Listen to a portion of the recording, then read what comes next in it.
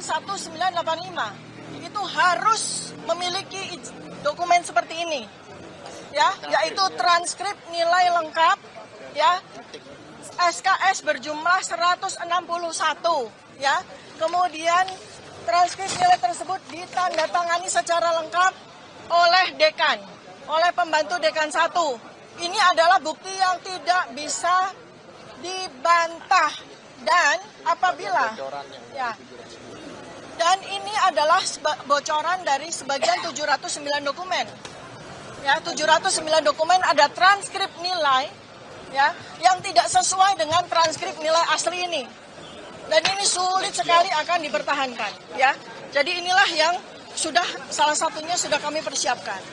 Dan satu lagi, kami juga sudah mendapatkan bukti yang jelas tidak bisa dibantah, ya, bahwa sarjana kehutanan Universitas Gadjah Mada yang lulus tahun 1985, ya, tidak usah harus melihat apapun artefak yang ada pada ijazah, cukup melihat satu saja artefak yang tidak bisa dibantah, yaitu bahwa ijazah sarjana kehutanan UGM tahun 1985 itu 1985 itu materinya warnanya merah, ya, materinya warna merah dengan nilai Rp500 dan bukan hijau, ya, nilainya 100.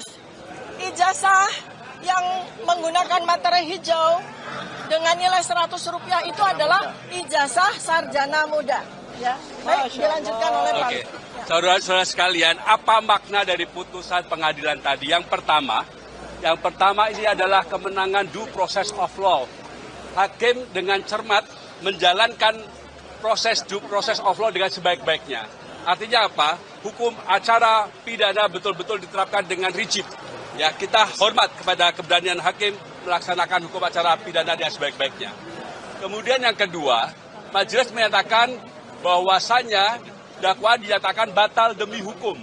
Apa makna batal demi hukum?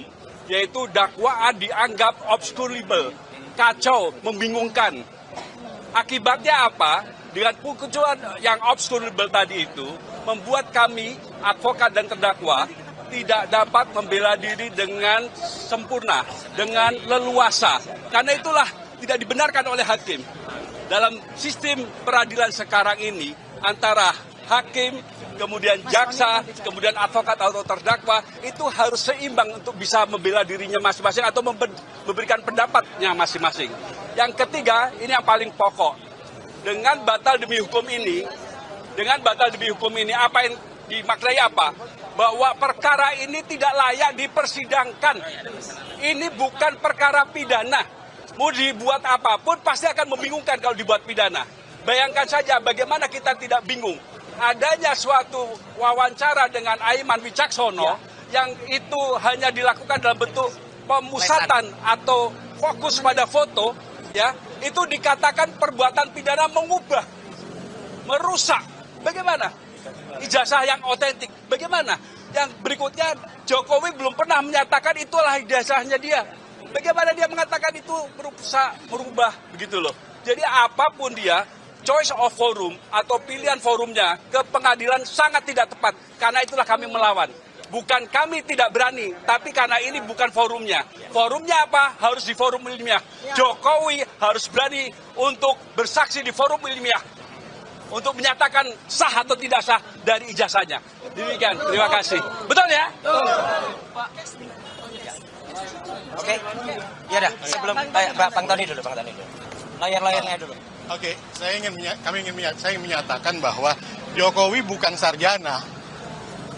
Ya, Jokowi itu bukan sarjana. Kemudian yang kedua, dari daftar barang bukti yang ada, yaitu 709 dokumen itu, dari dalam ijazah legalisir SD, fotokopi legalisir ijazah Jokowi SD, SMP, SMA itu, sampai dengan S1, diterima bukan dari pelapor, tetapi dari salah satu pengacara dari kuasa hukum Jokowi.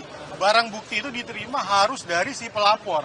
Ini sudah menunjukkan ada sesuatu di dalam dokumen tersebut. Yang kedua, dalam daftar barang bukti pertama itu ditulis tidak tertulis ijazah asli, hanya ijazah Joko Widodo. Jadi tidak tertera dokumen itu asli. Satu lagi Ya. tentang ijazah. Ya. Silakan Pak Baik, Taufik. Anda sudah tahu seminggu yang lalu saya mengatakan Jokowi takut dengan pasal 217 ayat 1 dan ayat 2. Dan hari ini terbukti ya. Karena pasal itu seperti tadi saya menjelaskan, menambahkan kami, KUHP dan KUHP baru ini menganut adversarial. Jadi perdebatannya itu antara penasihat hukum dengan jaksa, bukan hakim. Hakim pasif. Hakim hanya mengadili apa perjuangan, apa perlawanan. Dan tadi salah satu pertimbangan kami tidak bisa menggabungkan delik yang sudah hapus dengan lahirnya Undang-Undang Nomor 1 Tahun 2023 dan KUHP Nomor 20 Tahun 2025. Jadi terang kepada kita, seperti seminggu yang lalu saya mengatakan 162.000% Jokowi tidak hadir. Karena di pasal 217 seorang pelapor, seorang saksi itu harus hadir. Dan tidak dibatasi harus sekali. Kalau penasihat advokat itu menghendaki hadir tiap sidang, dia hadir terus. Begitu juga kalau... Ya, dan yang kedua Jokowi sudah diambil sumpah. Kalau diambil sumpah itu bobotnya bukan sebagai keterangan saksi, bukan sebagai keterangan korban dan harus diabaikan. Ya, jadi tujuan tidak hadir itu dibuatkannya berita acara sumpah itu tujuannya memang Jokowi nyalinya tidak gede, ya. Jokowi itu hanya membayar buzzer aja. Ya, buzzer aja. Jadi ini ijazahnya SD, SMP, SMA. Laporan kami itu tidak menyebut ijazah SD, SMP, SMA, cuman sarjana. Dan jangan lupa teman-teman, ya, hari ini kalian harus pengadilan TUN Jakarta Timur. Dan tanggal 1 Juli kami mengajukan gugatan baru ke Yogyakarta. Hanya satu yang kami gugat, Rektor Universitas Gadjah Mada. Di Jogja, di Semarang sudah datang KIP ke Solo menggeledah kantor arsip daerah, ternyata Jokowi nggak punya ijazah. Aneh kan? Ya, itu gugatan kami. Jadi kami mengajukan gugatan CLS di Solo, kemudian mengajukan gugatan CLS di Jogja, kemudian di KIP ke Semarang, ya. Dan seperti tadi yang saya mengatakan, Jokowi sengaja disumpah Jokowi biar tidak hadir karena Jokowi tidak punya nyali. Salam akal waras, merdeka. Nah, Pak Irawan, Pak Wirawan dulu. Pak Wirawan dulu. Bentar, ya nanti save dulu. Iya, Save. yang berhak ini Dr. Tifa dan timnya dulu. Ya. Save the last, fix the best for the last. Katanya. Ya, rekan-rekan jurnalis yang saya hormati, tidak ada suatu peristiwa yang tidak terjadi selain atas izin. Di atas kejadian ini adalah kejadian. Kami sudah menyampaikan pada keadaan yang terjadi ini adalah suatu asas yang membalikkan proses atau yang disebut reversal of judicial process, yang seharusnya menjadi terdakwa itu adalah Joko Widodo, namun dirubah sedemikian rupa menjadi yang ditentukan sebagai terdakwa itu Joko Widodo. Ya, apa yang ingin kami sampaikan bahwa ini adalah hasil dari proses yang zalim itu yang kemudian menjadikan, dan kemudian sebetulnya kalau di sidang ini dilanjutkan, kami punya bukti telak bahwa ada dokumen yang mengatakan bahwa yang namanya Joko Widodo yang diterima oleh UGM itu adalah Joko Widodo alumni SMA Negeri 6 Yogyakarta. Kami punya bukti itu. Jadi bukan Joko Widodo yang jadi presiden. Joko Widodo alumni SMA Negeri 6 Yogyakarta. SMA Negeri 6 Yogyakarta sudah kami surati, ya. Berikan daftar alumni tahun 80 sampai hari ini tidak diberikan kepada oleh SMA Negeri. Oleh karena itu kami berkeyakinan betul ijazahnya Joko Widodo itu adalah yang jadi bukan yang menjadi presiden saat ini. Itu. Baik. Assalamualaikum warahmatullahi wabarakatuh. Pertama-tama saya selaku pribadi dan atas nama teman-teman semua mengaturkan puji syukur kehadirat Tuhan Yang Maha Kuasa, Allah Subhanahu wa taala, bahwa hari ini Kamis 23 Juli 2026, ya, Allah telah memberikan jalan terang. Allah telah memberikan langkah yang sangat bagus dan memberikan petunjuk bagi hakim dan majelis hakim Pengadilan Tinggi Jakarta Timur dan semua perangkatnya untuk memutuskan yang paling baik. Putusan sela bagi sahabat saya Dr. Tifa Husya Tiasuma luar biasa. Allahu Akbar. Yang kedua, saya mengaturkan selamat kepada tim hukum Dr. Tifa, luar biasa. Tim pembela Dr. Tifa ini sangat luar biasa. Di bawah Pak Al-Katiri, Pak Wirawan Adnan, Pak Lutfi dan semuanya ya. Ini perjuangan Anda itu luar biasa. Jadi inilah adalah perjuangan yang benar-benar berdasarkan ilmiah, berdasarkan ilmu hukum dan itu tidak terbantahkan sampai dengan hari. Meskipun awalnya tentang soalnya kompetisi relatif itu ditolak, tapi itu tidak mau. Yang paling penting dagingnya ini. Jadi ini perkaranya berhenti. Yang ketiga, perkara ini adalah gugatannya sama dengan yang saya terima, ya.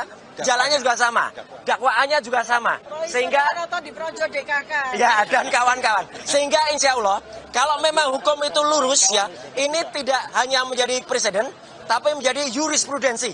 Jadi putusan dari Dr. Tifa Tiasuma ini akan kemudian nanti harus berlaku juga untuk kemudian kasus saya. Meskipun saya tetap harus menjalani persidangan dulu, kemudian kita masukkan gugatan yang sama. Dan terakhir, saya sangat mendukung upaya Dr. Tifa selama ini. Teruskan dok perjuangannya.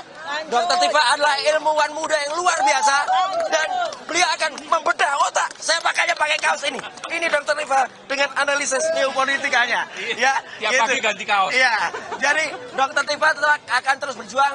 Saya juga terus berjuang. Terima kasih juga untuk semua teman lawyer yang mungkin sekarang sudah tidak membersamai lagi juga ya untuk tim yang lain. Insya Allah kita tetap berjuang bersama dan untuk 3 sahabat kita ya.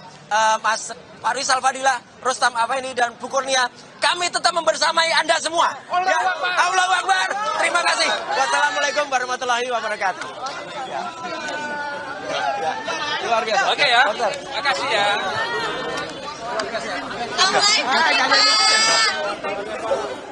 Saudara, hari ini memang setelah digelar sidang kasus ijazah Jokowi dengan agenda putusan sela, di mana tadi disebutkan oleh terdakwa, yaitu Dr. Tifa, bahwa hakim mengabulkan eksepsi Dr. Tifa di sidang putusan sela hari ini, di mana disebutkan juga bahwa dakwaan batal demi hukum. Tadi kuasa hukum Dr. Tifa juga telah memberikan pernyataan, termasuk juga tadi ada Roy Suryo yang memberikan pernyataan dan dukungan terhadap Dr. Tifa. Saudara, memang sebelumnya diketahui bahwa hari ini peradilan kasus dugaan pencemaran nama baik dan juga tudingan ijazah palsu terhadap Presiden ke-7 Republik Indonesia Joko Widodo memasuki babak baru, di mana hari ini Pengadilan Negeri Jakarta Timur resmi menggelar sidang dengan agenda yaitu pembacaan putusan sela terhadap terdakwa Dr. Tifa Tiasuma atau yang akrab disapa Dr. Tifa. Dari sidang yang memang digelar sedari pagi, kita ketahui seperti pernyataan yang diberikan oleh Dr. Tifa tadi, bahwa hakim mengabulkan eksepsi dari Dr. Tifa. Kalau kita merunut kasus ini, sebelumnya saudara, perkara hukum yang menyeret nama aktivis dan juga dokter ini memang mengalami beberapa fase ataupun tahapan, di mana dinamika persidangan sebelumnya sempat diwarnai oleh tawaran opsi restoratif justice atau jalan damai dari majelis hakim guna meredakan ketegangan. Namun tawaran ini oleh Dr. Tifa bersama tim hukumnya memilih untuk tetap menempuh koridor peradilan secara formal. Berarti masih ada tahapan lainnya, saudara, yang harus dihadapi terkait dengan perkara ini seperti yang disebutkan oleh tadi kuasa hukum dari Dr. Tifa. Ini merupakan, apabila mengutip pernyataan Dr. Tifa, ini masih dalam proses begitu ongoing perjuangan mereka dalam kasus ini. Saudara, kalau kita merunut lagi terkait dengan perkembangan kasus ini, sebelumnya, saudara, bahwa ada beberapa hal yang digarisbawahi, termasuk pada tahapan sebelumnya, bahwa sidang lanjutan perkara dugaan tuduhan ijazah palsu terhadap Presiden Republik Indonesia ke-7, Joko Widodo, dengan terdakwa Dr. Tifa di Pengadilan Negeri Jakarta Timur ini digelar pada pukul 9 pagi tadi di ruang Purwoto, dengan hasil seperti yang diungkapkan bahwa hakim mengabulkan eksepsi Dr. Tifa. Pada sidang sebelumnya, saudara, Dr. Tifa dan tim penasihat hukumnya telah menyampaikan nota perlawanan atau eksepsi terhadap surat dakwaan jaksa penuntut umum. Poin disampaikan dalam nota perlawanan diantaranya meminta majelis hakim Pengadilan Negeri Jakarta Timur membatalkan surat dakwaan JPU dengan alasan dakwaan kabur dan tidak cermat. Saudara jangan kemana-mana, Breaking News Kompas TV akan kembali saat lagi untuk Anda, tetaplah bersama kami.